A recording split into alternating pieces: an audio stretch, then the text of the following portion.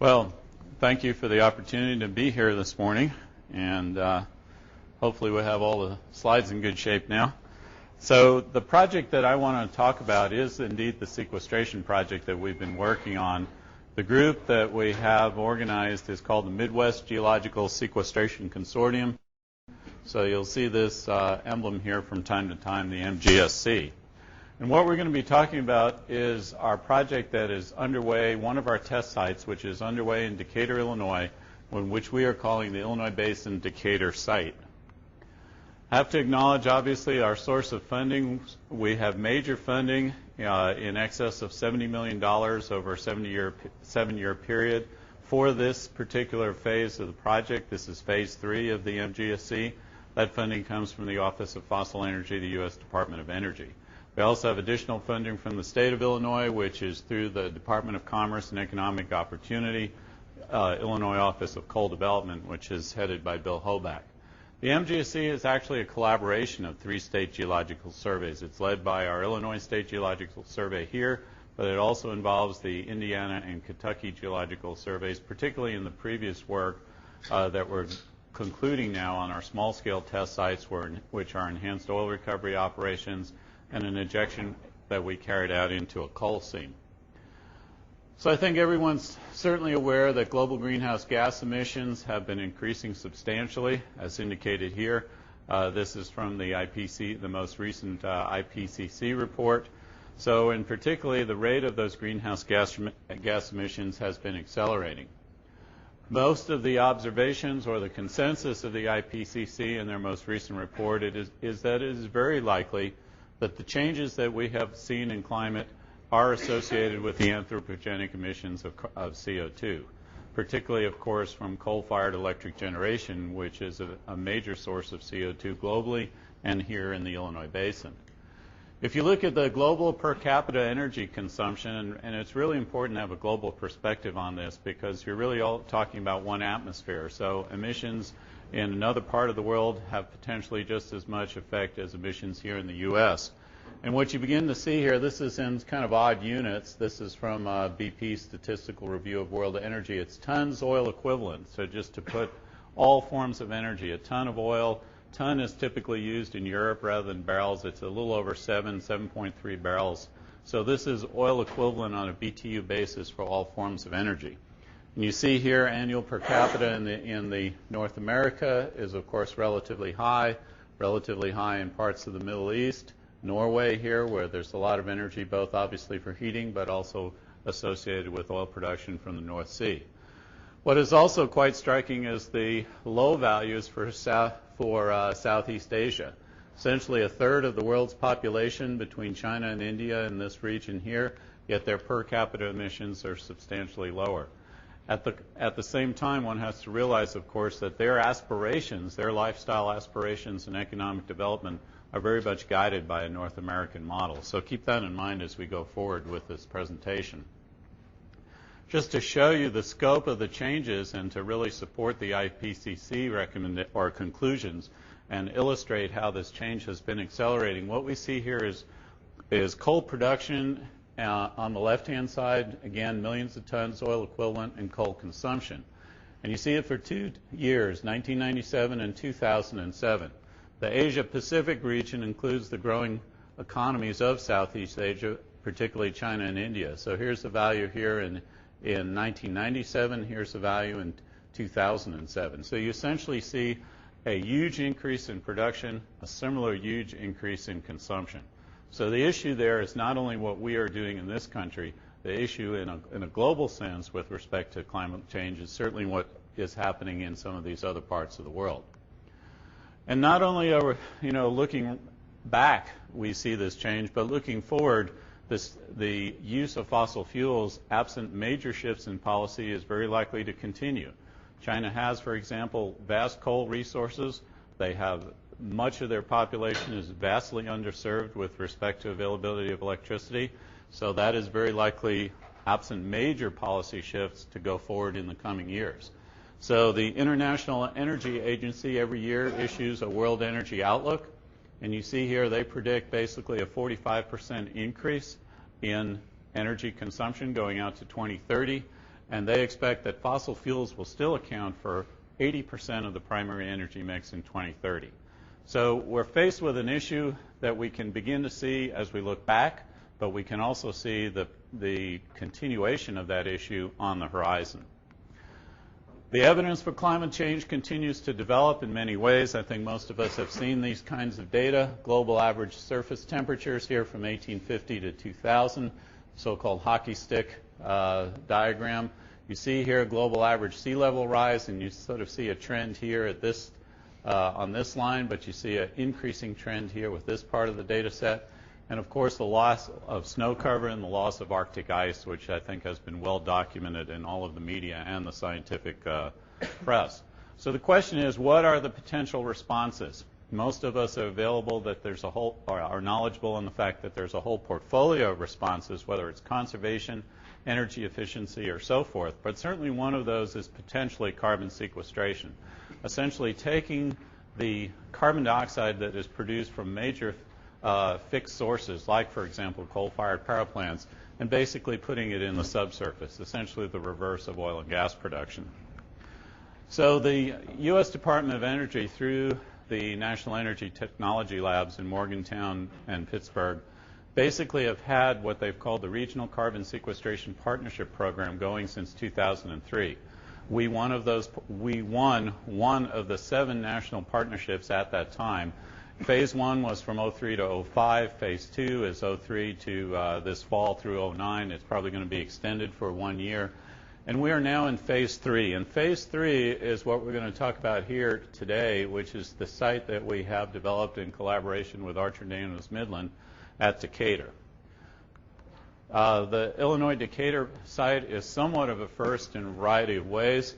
It was the first DOE deployment phase. That is, they call their Phase 3 the deployment phase because we're going to be injecting a large quantity of CO2. It was the first deployment well to be drilled in the nation. It's currently drilling as we speak here this afternoon. And it's also the first underground injection control Class 1 non-hazardous CO2 permit in the nation. The Class 1 non-hazardous is currently being used for a variety of these wells. The federal EPA has a separate set of regulations which are called Class 6, which are currently under development and probably will be out within about 2 years at most, and subsequent wells will be permitted under that Class 6 criteria. Apologize for this, we sort of got washed out when we were trying to fix some slides here, but basically it shows the DOE programmatic budget. The current budget line is about $149 million annually. That was their 209 request that actually got verified in the omnibus bill that was passed.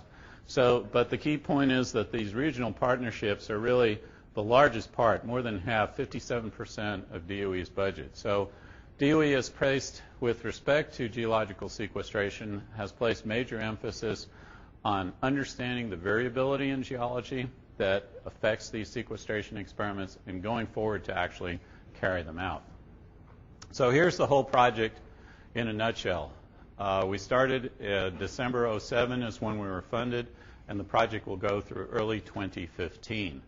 It's a collaboration of Archer-Daniels Midland, our sequestration consortium, Schlumberger Carbon Services. I'm sure some of you know Schlumberger as basically a global company that provides well logging, cementing, and other types of oil field services. So they're our partners, and what we are going to do is inject 1 million metric tons of CO2. This is 99.9% pure CO2 that comes off the ethanol fermentation units at ADM's Decatur ethanol production facility. We're going to inject it at a depth of roughly 7,500 feet, give or take a few hundred feet once we get there, and basically test our ability to both inject and to safely store the CO2. As I indicated, we were funded in December 07. We began our baseline environmental activities about a year ago. We had a permit hearing under the auspices of the Illinois EPA last fall. I actually received our final permit just on December 23rd. The appeal period expired on January 27th, which once that expired, it allows us to go forward basically with our field activities. So we began drilling 2 months ago yesterday. We're at about 5,420 feet this morning. It's going to take a little longer than 68 days to drill. We expected that. And so once we drill the well, which should be completed perhaps in another 3 weeks or so, we'll take about a year almost to evaluate all the data, decide where to inject and perforate, and we expect to start injection in about February of 2010. My final point here, the environmental monitoring obviously will continue even beyond the 3-year injection period. Well, most of us know that the Illinois Basin is basically a cratonic basin, what geologists refer to as a cratonic basin. It's basically a sag in the crust of the continental crust of North America. It is structurally complex here to the south in western Kentucky and toward the just outside the basin in the New Madrid zone here in the Boot Heel of Missouri. Our project here is basically in central Illinois, so in the northern half of the basin per se. The stratigraphic column looks like this. Basically, in the general stratigraphy of the Illinois Basin, Pennsylvanian rocks are host to the major coal deposits that we have. Most of the oil in southeastern Illinois and southwestern Indiana is hosted by the Mississippian age rocks. And below that, we have a number of Paleozoic sandstones, carbonate, and shale sequences. Our injection target is the Mount Simon sandstone. It's a 600 million year old Cambrian unit. It sits on the Precambrian granitic basement. It is used for natural gas storage in a number of locations in the Illinois Basin. And we expect the expected thickness of this unit in Decatur probably 1,300 feet plus or minus maybe 200 feet. So somewhere between 1,100 and 1,500 foot thickness of Mount Simon sandstone is expected. Above that is the Eau Claire shale, several hundred feet of low permeability, tight shales and siltstones and tight carbonates. That will be the primary seal.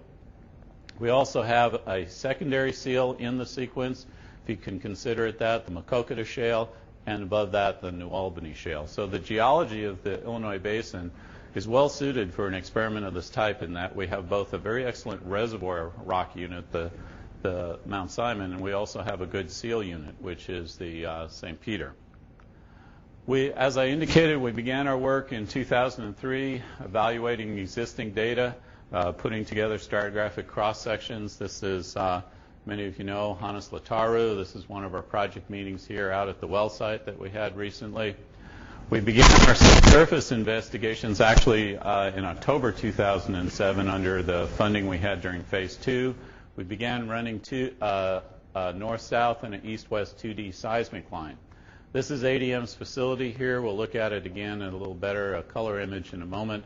Just for scale, their facility, this is about 3/4 of a mile across, and what we're calling the site here, this square is roughly a half a mile on a side. So we began by running 2D seismic lines basically on these two roads, north-south and east-west. So basically the site is in this forward part of this cross here. The top of the Precambrian granite is interpreted here. This is vibroseismic data with the vibroseismic trucks putting energy into the ground. The red and blue here represent basically the reflected energy that comes back off of the rock surfaces. And from this, the geophysical interpreter can correlate this with well log data and basically tell us where in the stack these different rock units like the Mount Simon, the Eau Claire, the base of the Knox carbonates, and so forth are located. Importance of doing this also, it qualifies the site. We saw no fracture or faults that were detectable at the resolution of the seismic, so we will obviously do more detailed seismic, but this was important to qualify the site before we did anything further with the work. The well pad, construction of the well pad began in the summer of '08. Basically, berms around the pad are really nice. It's about the best well site I've ever been on. Usually, if it's been weather like this, you're halfway up your calves in mud, but we've got about 3 feet of gravel base and a nice gravel top here, which ADM built for us. So it's really quite a pleasure to actually work out there. This is a QuickBird satellite image from September 16th, 2008. At that point in time, you can see here's the well pad already that was constructed. Again, the scale here. Each of these white rectangles is about a little smaller actually than a football field. those are parts of ADM's anaerobic wastewater treatment facility, and there's 3 tanks here. They're wastewater storage tanks. So this is the site. Kind of has a bit of a bullseye character to it. They had center pivot irrigation, which they tried for wastewater treatment and disposal. It didn't work. So basically this facility is actually fairly new. It's only about 3 years old on the site. So this is our site, and the injection well is currently being drilled right in the center of that pad there. Here's a closer view. So basically when this thing is developed, we'll have the injection well on the pad. We will hope to drill 1 additional well down to the Mount Simon, probably in this position, what we call the verification wells. Probably one of these will be drilled before we inject CO2, so we can monitor both the pressure increases and the changes in chemistry of the fluids in the Mount Simon prior to and as CO2 is injected. And then depending on what subsequent geophysical data shows us, we'll probably drill an additional well, probably toward the north side of the site, also basically as a way to verify where the CO2 is and to calibrate our geophysics. The ethanol fermenters are these. You can see looking down on these little circular tops of these tanks here. Off to the side of those fermentation units, we will build a compression dehydration facility, and I'll have another slide on that in a moment. So basically we'll take atmospheric pressure CO2, dry it, compress it, put it in a pipeline that'll be about 3,200 feet long, bring it over to the wellhead and inject it into the well. As I said, this will begin probably around February or March of next year. It'll go on for 3 years at a rate of 1,000 metric tons per day. So that'll be the rate at which we'll inject. So nominally at the end of 3 years' time, we'll have 1 million tons in the ground. The compression facility, the input is basically CO2 that's wet at atmospheric pressure. The output is dry CO2 at about 1,300 to 1,500 psia. It has to be dry because CO2 and water, as I'm sure you all know, creates carbonic acid. We have carbon steel components in the system, so we basically have to have dry CO2 in order to avoid any corrosion. So this, the equipment here, this will be a 4-stage reciprocating, a dual train of 4-stage reciprocating compressors, 500 tons a day each. After the 3rd stage, we'll go through a glycol dehydrator, final 4th stage compression, and potentially a booster pump to allow us to adjust the supercritical CO2 to whatever injection pressure we actually need. Bear in mind, if you had 1,000 basketballs filled with CO2 at atmospheric conditions, like in this room, the compression is equivalent to reducing that volume to 3 basketballs. So it's very significant dense phase CO2 that we will actually put, very significantly compressed dense phase CO2 that will go down the wellbore. So we began drilling, as I said, 2 months ago yesterday. Our surface bit was a 28-inch, very easy to lift. Here's Sally Greenberg lifting one of a 1,000-pound bit, very strong person. So it was really exciting. We were all out there. The weather was great. But a few days later, it got really cold and nasty and all that sort of thing. We set our surface casing at 353 feet, I believe. It's really disconcerting when the last joint, the pipe comes in 30-foot joints from the top of the last joint is here rather down on the derrick floor. So these guys had to climb up and hang all this additional equipment, and then, of course, in the middle of the night, you pump the cement. Everything important happens in the middle of the night. That's kind of, you know, there's also this rule that Murphy lives in the oil field, and it's definitely applied to us. We've had our share of issues. But, you know, when you've got a mile of drill pipe hanging in the ground, there's likely always to be something happen. Our first major sampling and testing effort was on a Saturday morning, started around midnight. Here's Ivan Krapak carrying on valiantly at about 3 a.m. as we got repetitive water samples here out of the drill stem. So typical oil field operation. In addition to the drilling, obviously we have to do a great deal of environmental work because really the whole objective of this project is to show that we can be both safe and effective in carrying out this kind of carbon sequestration demonstration.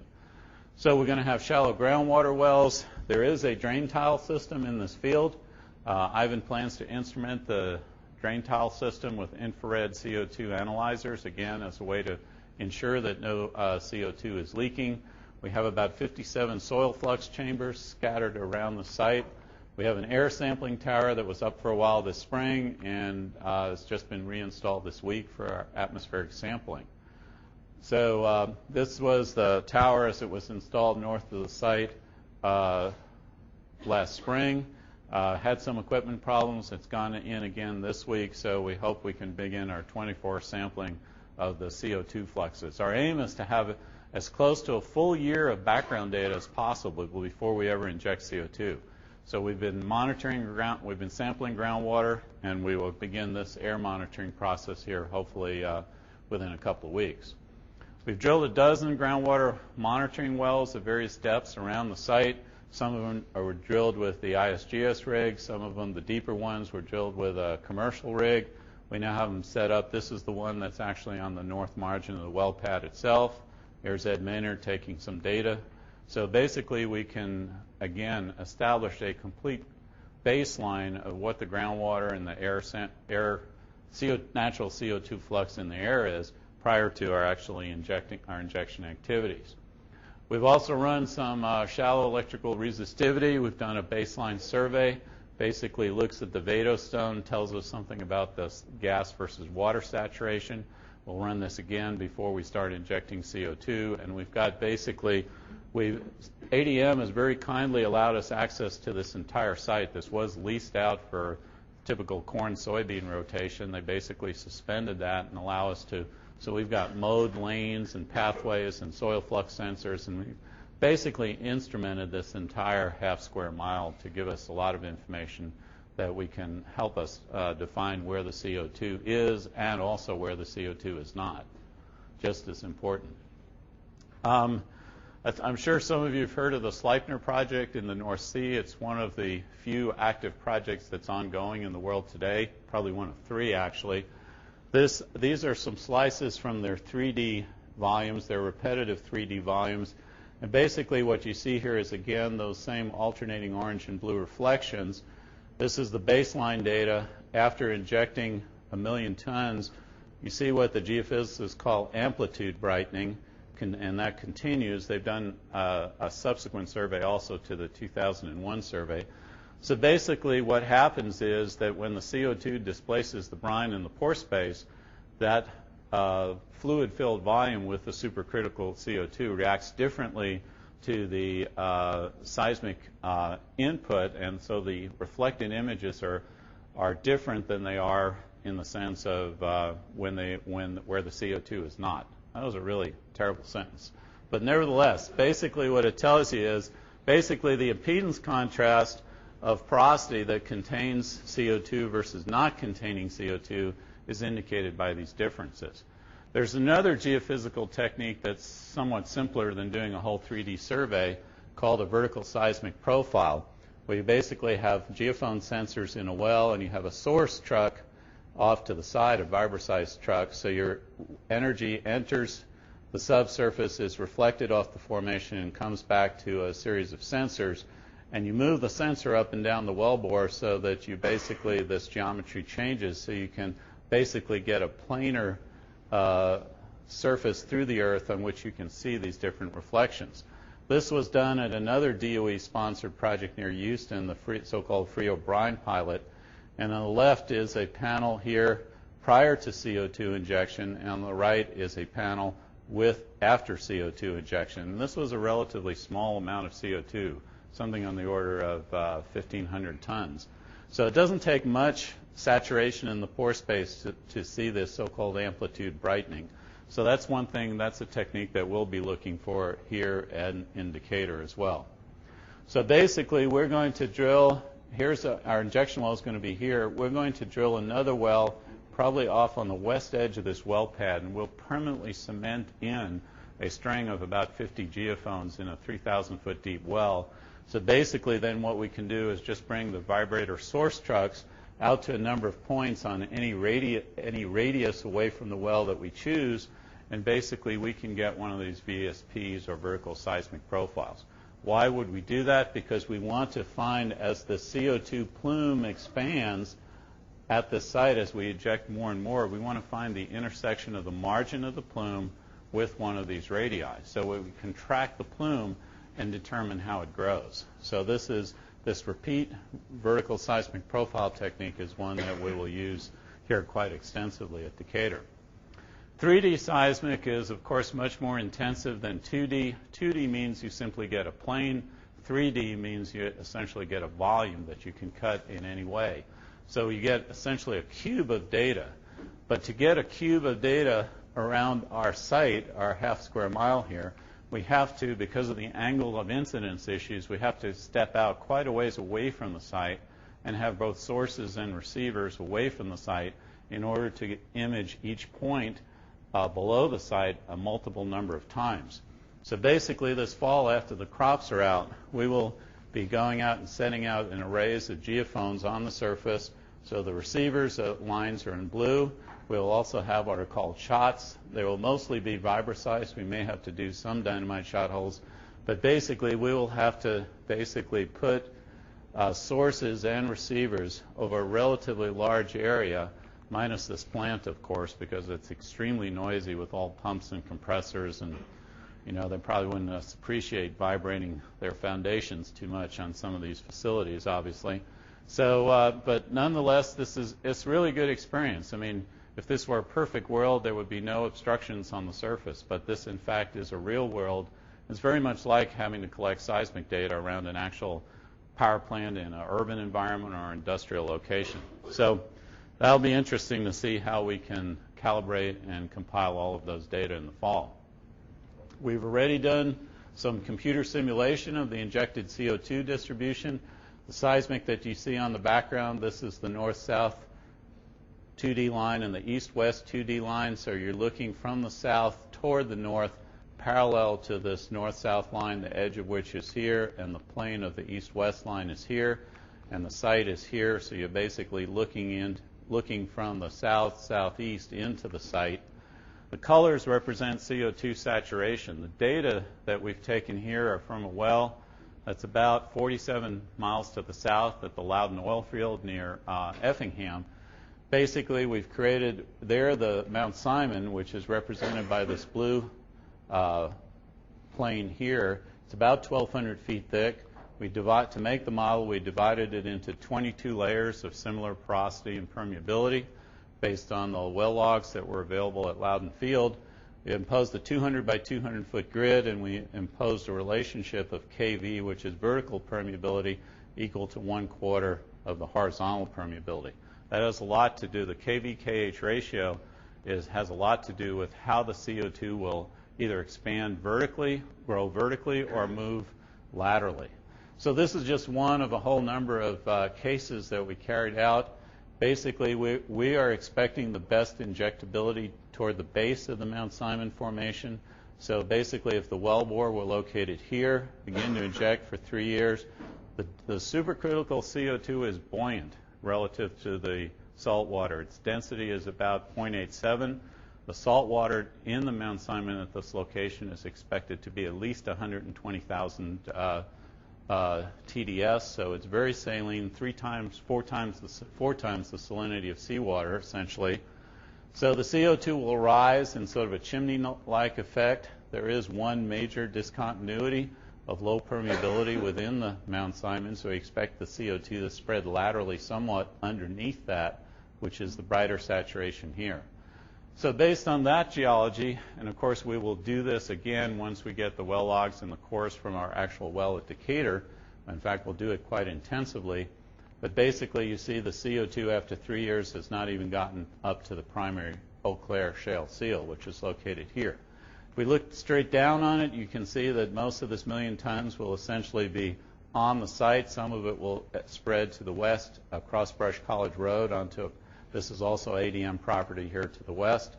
And 100 years after injection, basically you see that the saturations have relaxed basically due to dissolution of CO2 in the brine, some additional upward movement, but the model suggests that even after 100 years, this 1 million tons has not yet impinged on this uppermost seal. So it will take additional time for the CO2 to move in that direction. Some experimental lab work and other modeling has suggested that the CO2 will dissolve in the brine, that brine-rich CO2 is actually has a higher density than the CO2, than the brine that's in place. So there will be actually the development of convection cells of CO2 saturated brine, which will essentially move down along the interface between the CO2 plume, bringing new brine in contact with the CO2. So that is one mechanism by which the CO2 is essentially isolated. So the CO2, the supercritical CO2 bubble, will actually disappear over time as this and several other processes take place. So we've already had quite a bit of attention.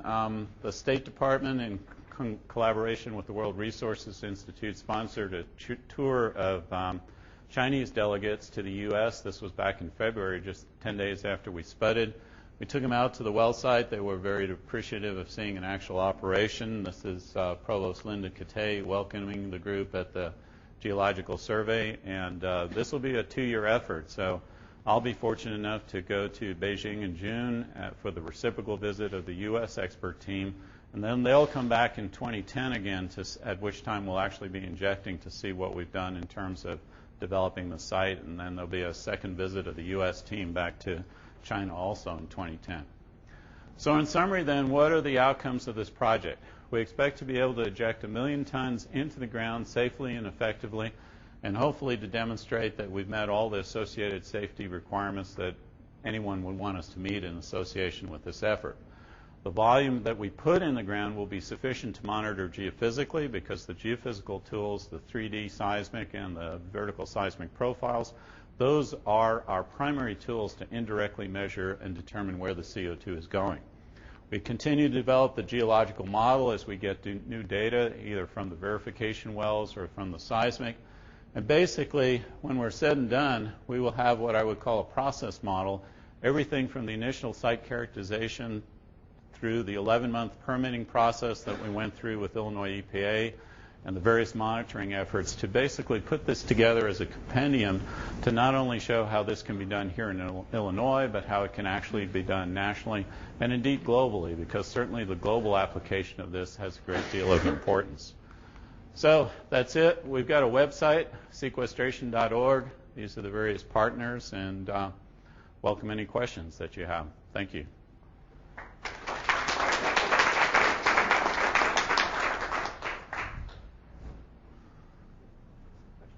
Yeah. Since the parameter of the horizontal and vertical diffusivity is a big one, is that due to the inherent anisotropity of the material, or is it geological anisotropity? Well, typically the geological materials are layered. I mean, you may have cross-bedding, but fundamentally geological materials like the Mount Simon sandstone, you would expect them to be horizontally layered. And if there are any thinner, siltier beds or muddier beds, they would also tend to be horizontal, because that would represent usually a sort of a quiescent period during deposition. So in most rocks, the horizontal permeability is always proportionally greater than the vertical permeability, particularly if clays are present, because clays are flat platy minerals, so the fluids are bumping into all these stacked flat platy minerals. So one of the key objectives of the core that we're taking, in fact, our first core is going to come out tonight. I know it's going to be 3 and 4 a.m., but that goes without saying. But we expect our first core of the Eau Claire shale seal to come out tonight. So we will also core the Mount Simon, of course. So that KV-KH ratio is a really critical input, and the model has to be calibrated to real data in order to represent what's really going on. And then real quick, is 100 years the right time scale to look at? Not necessarily. It's just a number. Yes? I wonder if there's an idea of the balance of, say, carbon emissions at the compressor to make supercritical CO2 versus, so how much CO2 generated per ton injected energy is that? Yeah, that's an issue. A lot of people have asked that question in terms of, that question is often asked in the context of what else should we be doing besides carbon sequestration, which is, of course, energy efficiency and use of renewables and so forth. So all those things have a role. I can't tell you how much, and that's probably something we should get somebody to figure out, is what is the compression facility is over 5,000 horsepower to accomplish the 4-stage compression. But, I can't imagine that we'd be generating anywhere near 1,000 metric tons of CO2 to create the energy to do that. But certainly, the same debate occurs when you talk about ethanol from corn to begin with. Depending how far back you go for the inputs, the ammonia, the diesel to run the tractors, and so all of these things have trade-offs. It's certainly not a net. There's a concept called tons of CO2 avoided.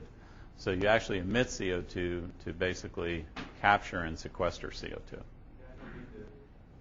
Oh no, it's great. I wish I had the number. I mean, it's some fraction. I don't know if we're going to be spending, is it 30% of what we put away, or is it 20% of what we put away? I mean, I'm sure it's a quantitative. It's there. It's a cost. Yes. Can you say how this is going to be sealed when you're done with the project? Well, I mean, the easiest way for this to come back out would be the way that it went in, right? Through the well, sure. Yeah, so how will that be sealed? Well, basically, certainly in this particular project, depending on what happens, when we're finished this project, depending on what happens with cap and trade legislation or carbon credits or whatever, basically ADM could take over this facility and keep it operating if they chose to. 5-6 years from now, that may very well be the case. Our Illinois EPA permit allows us to put 1 million tons in the ground, at which point we have to cease injection. So the well will basically, all the valves will be closed, you put a non-corrosive fluid in the wellbore, and you basically shut it in. Now, if you were permanently abandoning this facility, you would basically fill that wellbore with cement from top to bottom.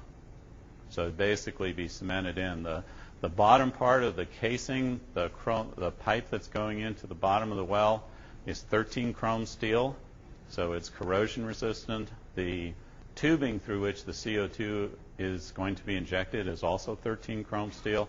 So that metallurgy is not required by current regulations, but we've done it basically because being a first-of-a-kind project, we think it's important to have some extra security. But, I mean, this is done all the time. Oil wells, deep high-pressure natural gas wells are abandoned by basically filling them up with cement. Yes? What is the relationship with ADM? Because I read an article on the newspaper. It just sounds like completely ADM's private investment project. Well, yeah, you talk to reporters, and sometimes they get it right, and sometimes they don't. But hope there aren't any reporters here. Anyway, if they are, I'd be glad to help them get it right. Now, basically, we knew from our regional studies, from the work we did between 2003 and 2005, we knew enough about the Mount Simon to know where was geology that was suitable to inject. And we also, in formulating the budget for Phase 3, we knew that we couldn't afford to build, 100 miles of pipeline. So the question was, where could we get a source of high-quality CO2 and not have to pipe it 10 or 20 or 100 miles? Probably the permitting of that pipeline would have taken 5 years. So that was also an issue. This operation is entirely on ADM's property. So I basically approached ADM and I said, look, we need 1 million tons of CO2. Do you have 1 million tons of CO2 you could give us? And they said, yes. Well, we're venting this CO2 now. The part of the CO2 that they produce from the ethanol facility goes into dry ice and food grade CO2. I mean, that's where a lot of the CO2 from carbonated beverages comes from. Either comes from ethanol plants or it comes from oil refineries. So they were basically had available CO2 in excess of what they were actually putting into the dry ice food grade market. So we just said, hey, can we have that CO2? And then the next thing we said is, well, how about giving us at least a half a square mile to do this on? So it was a juxtaposition, and really it was very fortunate for us because, one, it's not too far away, so travel time is relatively easy, and they are the full owners of the land, which when you start talking to lawyers, you really appreciate that they are willing to go forward with this. So really they get a lot of credit for being willing to allow us to do this. Clark. Rob, I realize that the primary purpose of this project is not to test instrumentation and monitoring equipment, although you do have that as a major element. But when I look at a tower out in the middle of cornfields that are breathing CO2 and think of the catch-22 that the nuclear industry found itself in with high-level waste, trying to be able to say with certainty that this stuff's going to stay put for 10,000 or more years. It seems like knowing a lot about the geology is important, but then the public still has to swallow the model that gets you from the geology to the atmosphere. Right. And I'm wondering if you could elaborate just a little bit more on the uncertainty or the levels of detection that you think you could measure, the leak rates that you think you could measure based on the instrumentation that you described in the drain tiles and in the air. Well, I'd be really surprised if we could find anything in the soil or the groundwater or the air that we could ascribe to the actual leak from the subsurface. Those verification wells that we're drilling, there is a porous zone called the Ironton-Galesville Sandstone that's immediately above the Eau Claire. So what we are going to do in those verification wells is we're going to construct them in the way that we have sampling ports for fluid and for pressure in the Ironton-Galesville immediately above the Eau Claire. Because if the Eau Claire fails, well, we still have the Maquoketa and the New Albany, but our primary objective is to understand that the integrity of the Eau Claire is sufficient to keep this stuff in place. So that's why we'll drill another deep well this fall, so that we can have those sensors in place before we start injecting, and so that we can pull fluid out of the Ironton-Galesville. It's a system that is being adapted from groundwater, a system called the West Bay system. Does anybody know of that from the groundwater? It's usually done in relatively shallow wells down to 3,000 feet. Schlumberger is re-engineering it to deploy it in those verification wells. So we'll have 7 zones in the Mount Simon and 3 zones above the Eau Claire that we can go in with a wireline tool, open up the port, take fluid and pressure sampling. So our first line of monitoring, if you will, is in the Ironton-Galesville Sandstone immediately above the Eau Claire. Because you can model how long, you saw how long, if the CO2 behaves as our model shows, it's not even 100 years from now, it's not even going to be touching the Eau Claire yet. So really, we want to be able to take all of the data and refine our models. If you really want to be cynical about it, all this groundwater and soil gas monitoring, all these techniques are available. Is it window dressing? No, not really. Does it help reassure the public? Yes, absolutely. But if this stuff leaks through the Eau Claire, we're going to see it in the Ironton-Galesville before we see it anywhere, because there's impervious layers above immediately. They're tight limestones even before you get to the Maquoketa. They're tight limestones above the Ironton-Galesville that are going to keep it in there. So we're going to be about 100 bar above 100 bars in the Mount Simon. Right. What about above the Eau Claire? What's the pressure up there? Well, it should be basically hydrostatic, so 0.433 psi times depth, roughly. So there'll be a pressure differential across that Eau Claire based on whatever pressure we need to overcome the hydrostatic and move the CO2, the supercritical CO2, out of the wellbore into the Mount Simon. So that's our delta P that we'll be dealing with. Okay, thanks. Yes, sir. I'm a meteorologist, so my expertise on this stops about 7,000 feet above the bottom of the well. Okay. So I understand carbon dioxide, but I don't know geology very well at all. I'm surprised that you have a horizontal expansion of this mass that's limited to what you showed in your schematic. How do you assess that it won't spread much broader? Well, it will eventually when it gets to that Eau Claire top seal. Whatever is left as free phase supercritical CO2 will spread laterally. There's no doubt about that.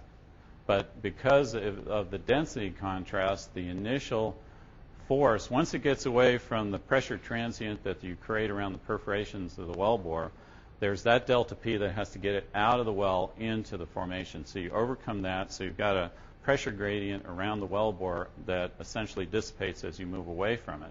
once you get away from that pressure transient, the predominant force is going to be the buoyancy of the CO2 relative to the brine. So it'll predominantly move up, as the model shows, driven largely by the density contrast, except where any layering or heterogeneity within the Mount Simon might make it spread. And that one layer I pointed out to you is a depositional heterogeneity that we see all the way down at Loudon Field near Effingham, and we also see it at the Manlove Gas Storage Field here in northwest Champaign County. So those, and also once we do the 3D, I mean the Mount Simon is really considered to be a series of what geologists call the anastomosing channels, that basically a braided system of channels.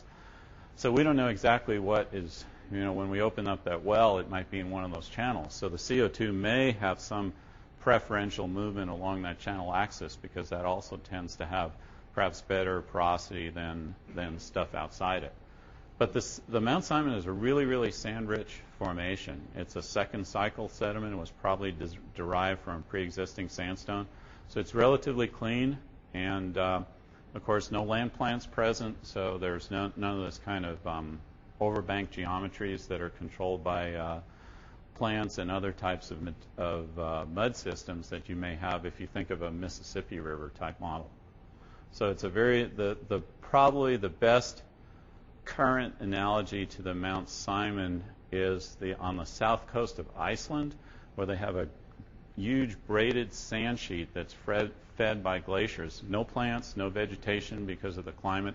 It's just a huge sheet of sand with channels that migrate back and forth. That's probably the best analogy in the current day environment. Yes, sir?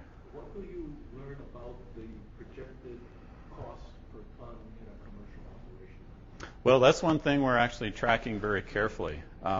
We're tracking the cost not only of what we're doing here in terms of the geology and the staff time and all that. We're tracking very carefully the cost of building the compression dehydration facility, the cost.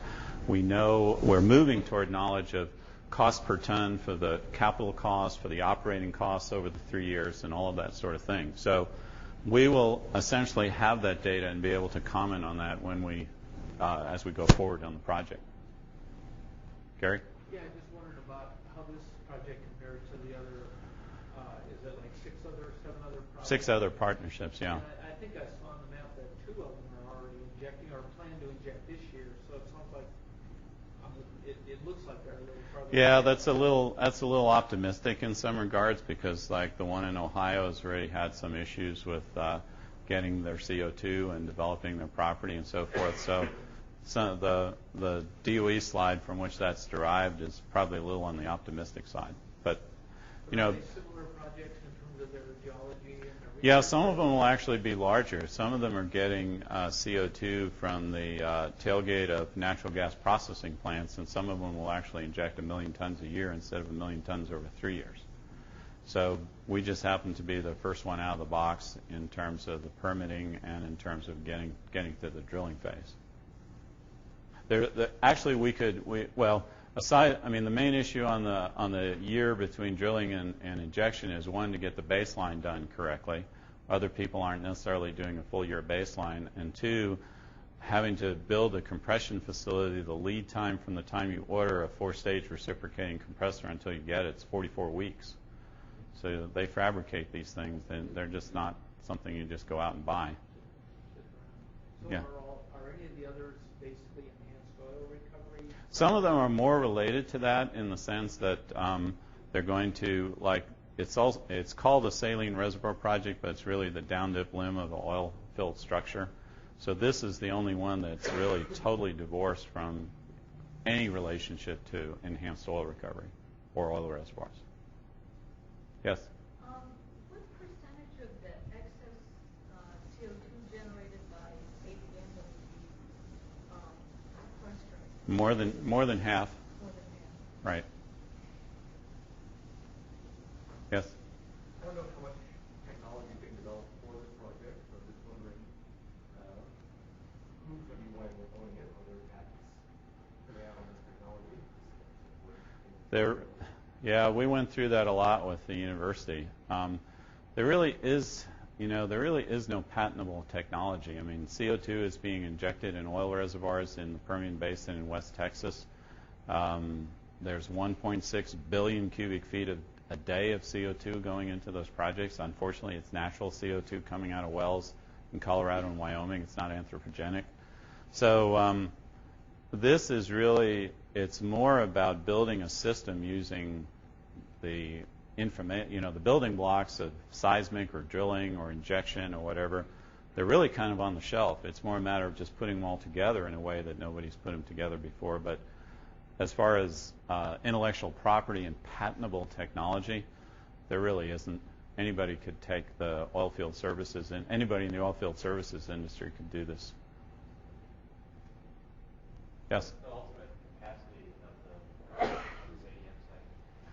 Oh, the ADM site, if it were more broadly permitted, you could put millions of tons of CO2 in the site before you would see any concern about total distance. I would go to the FutureGen, the FutureGen project at Mattoon. We did the modeling for that.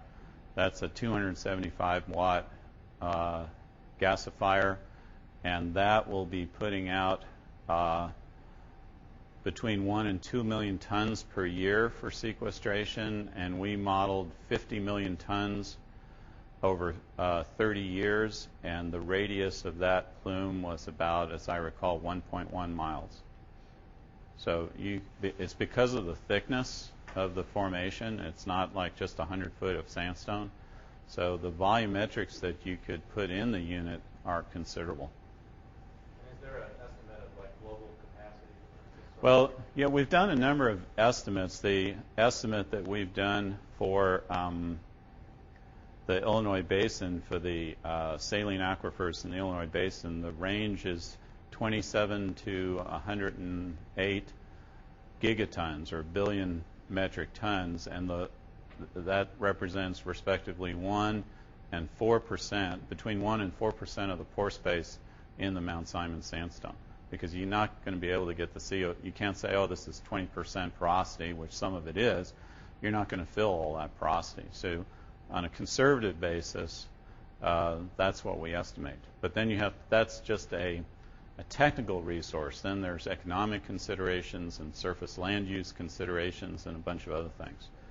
But globally, the work that particularly the IEA's Greenhouse Gas Agency, which is based in the UK, they see saline aquifers as the largest single potential sequestration capacity that exists virtually anywhere that you go within the global geological system.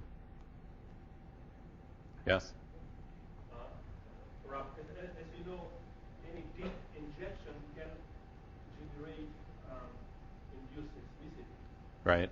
Did you, or maybe do you plan to evaluate the risk of induced? Okay.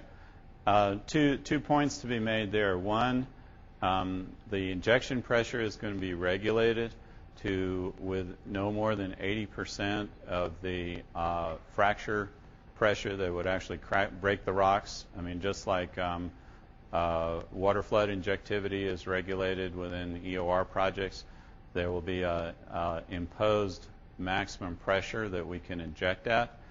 So we don't expect to crack any rocks or induce any seismicity, but just in case we do, we want to know about it.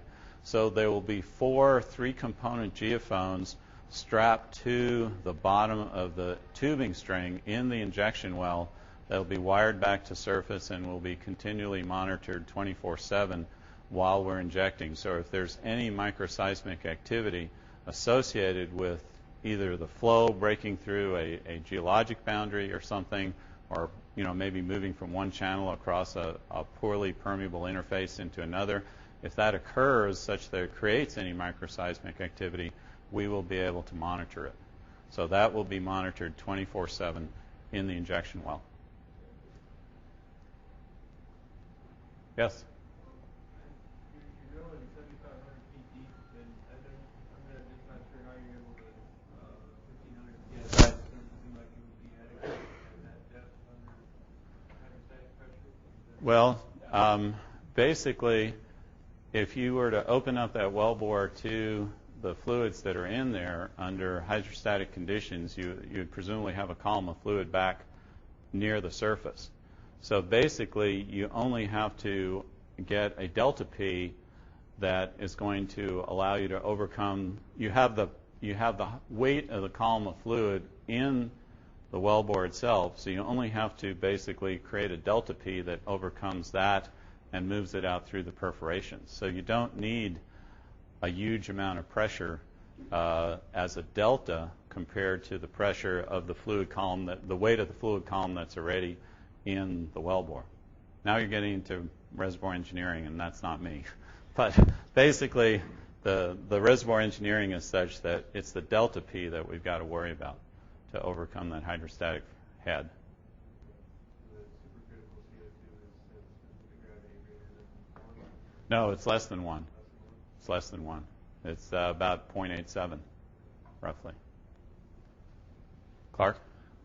Back to your statement about the 1 mile diameter plume or 1 mile radius plume under the Future Gen plant. Right. After 30 years. Right. What happens if you try to keep pumping for 100 years? Does the pumping energy just increase as you have to push it farther? Or if you stopped pumping, what would happen? Would it just continue to diffuse? In other words, is there a pressure gradient that is getting larger as you pump and would decay after you stopped pumping? Again, I need my handy local reservoir engineer. The pressure, if you stop pumping, there's the delta P, for this last question, there's a delta P across the perforations that you have to overcome. So there's certainly an increased pressure transient around the wellbore.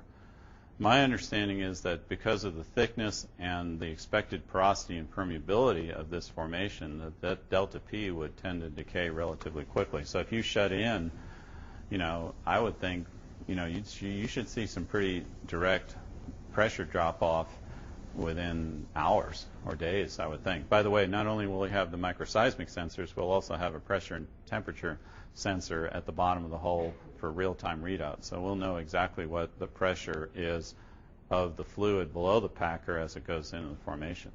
So, I think your question, the knowledge that I have at this point, which is certainly incomplete, suggests that once we get away from that transient near the wellbore, it's really going to be the buoyancy effect, the buoyancy of the fluid that's going to be the dominant driving force. That and the whatever happens at the supercritical fluid brine interface where dissolution is occurring and these circulation cells are expected to develop. So sorry I can't answer quite exactly. I think we'll wrap up